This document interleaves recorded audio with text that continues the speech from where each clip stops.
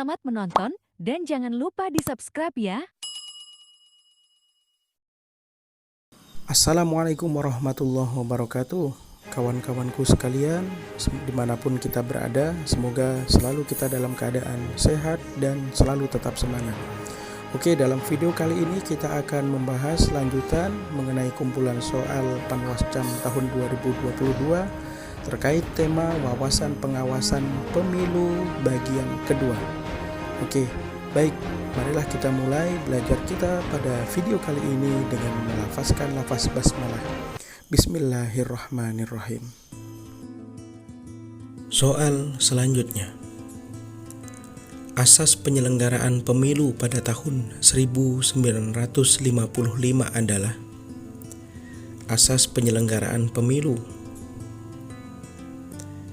Ya, jawabannya adalah D, jujur dan kebersamaan. Soal berikutnya. Asas penyelenggaraan pemilu pada tahun 1999 adalah, ya, jawabannya adalah demokratis, transparan, jujur, adil, dan luber. Soal selanjutnya. Asas penyelenggara pemilu pada tahun 1971 adalah, ya, jawabannya adalah C, luber. Soal selanjutnya. Sebagai implementasi ketentuan konstitusi bahwa kedaulatan berada di tangan rakyat merupakan pengertian dari asas penyelenggara pemilu secara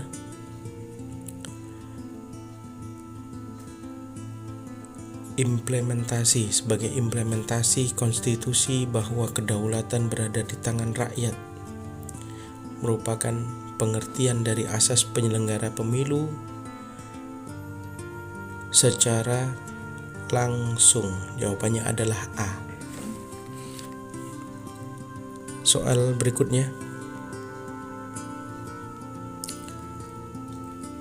Pemilih dalam menentukan sikap politik dilakukan tanpa ada paksaan dari pihak manapun merupakan pengertian dari asas penyelenggara pemilu secara, ya, jawabannya adalah C, bebas. Soal berikutnya. Pemilu dilaksanakan secara bersama-sama di seluruh wilayah di Indonesia. Pemilu dilaksanakan pada hari yang sama, jam yang sama, dan di lokasi-lokasi pemungutan suara yang sama, yakni TPS, tempat pemungutan suara. Hal tersebut merupakan pengertian dari asas penyelenggaraan pemilu secara, ya, jawabannya adalah B, umum. Soal berikutnya. Kelompok atau orang atau seseorang tidak diperbolehkan memaksakan pilihannya itu kepada kelompok atau orang lain merupakan pengertian dari asas penyelenggara pemilu secara, ya, jawabannya adalah C, rahasia. Soal selanjutnya.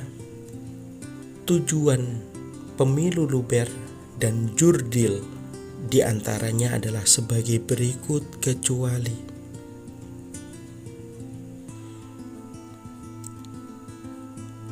ya, jawabannya adalah C, memperkuat kesatuan dan persatuan bangsa. Soal berikutnya.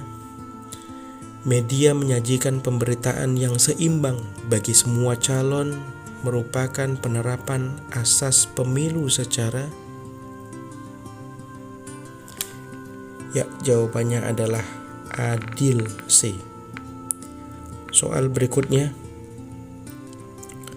Dasar hukum penyelenggaraan pemilu jujur dan adil adalah sebagai berikut kecuali, Ya, jawabannya adalah D, kecuali PKPU nomor 5 tahun 2019. Soal selanjutnya, jumlah kursi anggota DPR pada pemilu 1955 adalah? Ya, jawabannya adalah C, 260. Soal berikutnya, jumlah partai politik yang mengikuti pemilu pada tahun 1955 untuk memilih anggota konstituante sebanyak? Ya, jawabannya adalah B, sebanyak 39 parpol partai politik. Soal berikutnya, surat suara pada pemilu 1955 untuk memilih anggota DPR berisikan? Ya, jawabannya adalah C, nomor, nama, dan tanda gambar peserta pemilu, serta nomor dan nama-nama calon. Soal berikutnya, sistem pemilu yang digunakan pada pemilu 1955 adalah? Ya, jawabannya adalah C, sistem perwakilan berimbang. Soal berikutnya, jumlah dapil daerah pemilihan pada pemilu 1955 adalah sebanyak? Ya, jawabannya adalah C, sebanyak 16 dapil. Soal berikutnya, pemilu pada tahun 1955, wilayah negara Indonesia dibagi menjadi 16 dapil. Setiap dapil menyediakan kursi yang jumlahnya menyesuaikan dengan jumlah penduduk di dapil masing-masing. Untuk pemilu DPR, setiap dapil mendapat minimal 3 kursi. Jumlah kursi minimal setiap dapil untuk pemilu konstituante adalah? Ya, jawabannya adalah D, adalah 6 kursi minimal setiap dapil. Soal selanjutnya, jumlah kursi untuk anggota DPR pada pemilu 1971 adalah? Ya, jawabannya adalah A, 360 kursi. Soal berikutnya, jumlah kursi untuk anggota DPR pada pemilu 1982 yaitu sebanyak?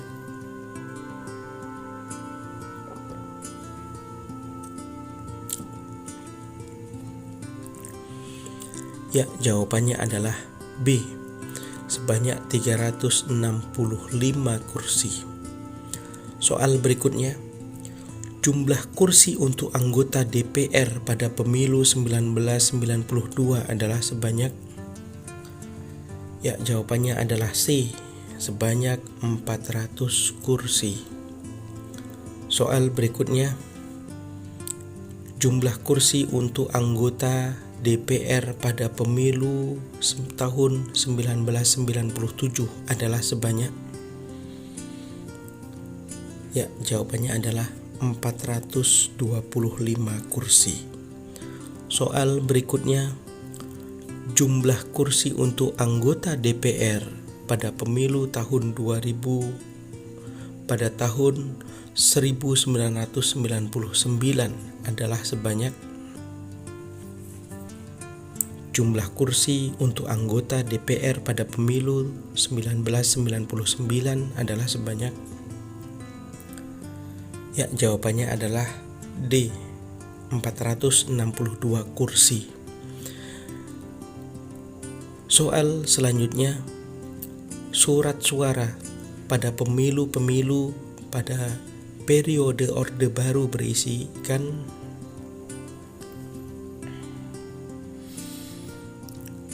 Ini sudah ada.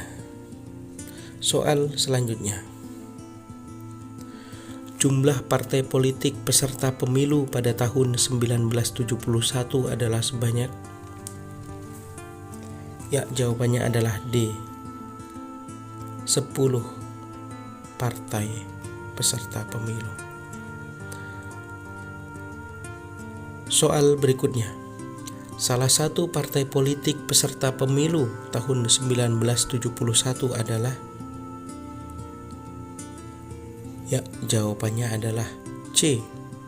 Partai Syarikat Islam Indonesia. Soal selanjutnya.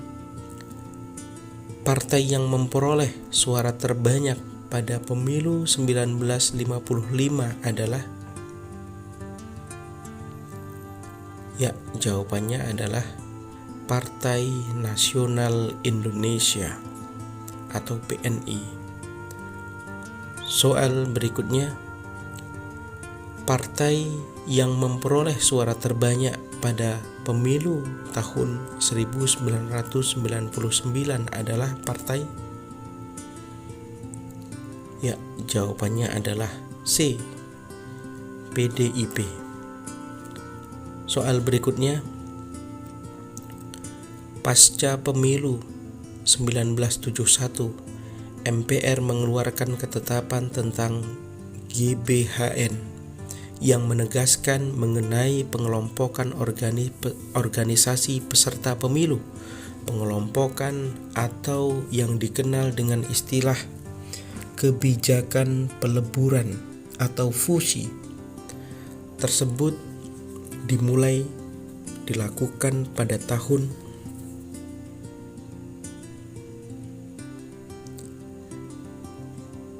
Ya, jawabannya adalah B. Pada tahun 1973. Soal berikutnya. Jumlah kursi anggota DPR pada pemilu tahun 2004 adalah sebanyak? Ya, jawabannya adalah C. 550 kursi anggota DPR pada pemilu tahun 2004. Soal selanjutnya.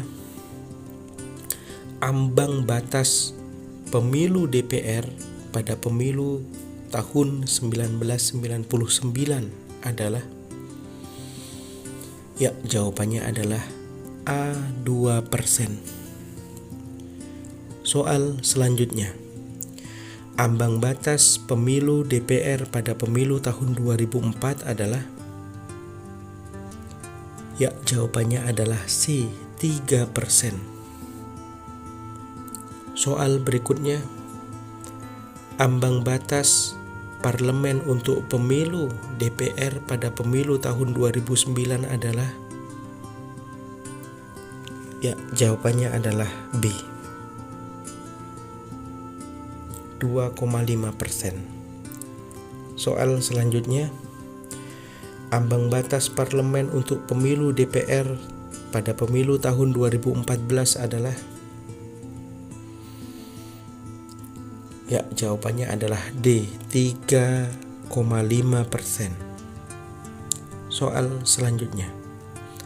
Ambang batas parlemen pada pemilu DPR pada pemilu tahun 2019 adalah? Ya, jawabannya adalah A. 4%. Soal berikutnya. Ambang batas pencalonan presiden pada pemilu tahun 2019 adalah? Ya, jawabannya adalah B. Memperoleh suara sah paling sedikit 25% dari jumlah suara sah nasional pada pemilu terakhir. Soal berikutnya. Metode konversi suara ke kursi yang digunakan pada pemilu tahun 1999 sampai dengan pemilu tahun 2014 adalah metode? Ya, jawabannya adalah C. Metode kuota hara. Soal selanjutnya. Pemilihan presiden dan wakil presiden secara langsung pertama kali Pemilihan presiden dan wakil presiden secara langsung pertama kali dilakukan pada pemilu tahun? Ya, jawabannya adalah D, pada tahun 2004. Soal berikutnya. Pemilu anggota DPD pertama kali dilakukan pada tahun? Ya, jawabannya adalah C, pada tahun 2004. Pemilu anggota DPD pertama kali dilaksanakan atau dilakukan. Soal selanjutnya. Penyelenggaraan pertama pilkada secara langsung pada tahun? Ya, jawabannya adalah B, pada tahun 2005. Oke, baiklah kawan-kawan sekalian, sampai di sini dulu belajar kita dalam video kali ini. Semoga bermanfaat dan tetap terus selalu semangat. Assalamualaikum warahmatullahi wabarakatuh.